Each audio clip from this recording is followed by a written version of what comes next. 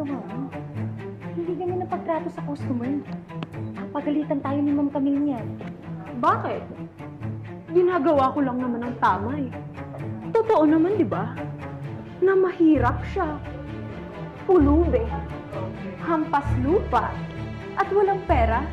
Alam mo yung dapat sa mga taong katulad niya. Sa tabi-tabi lang ng daan. Naghahanap ng pagkain sa basurahan.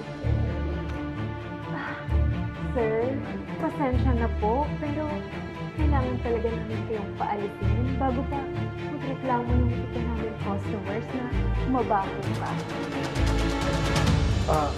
Ganun ba? Sige po.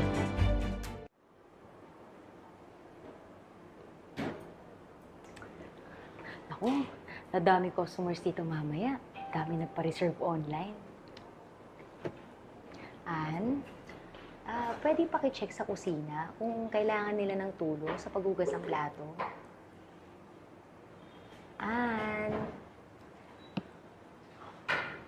Sis, waitress ako dito.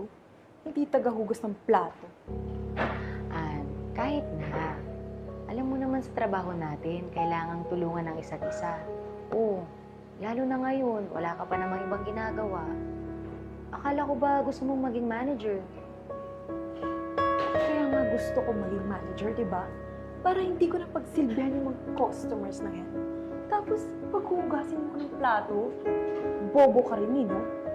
Minsan gamitin mo yung utak mo,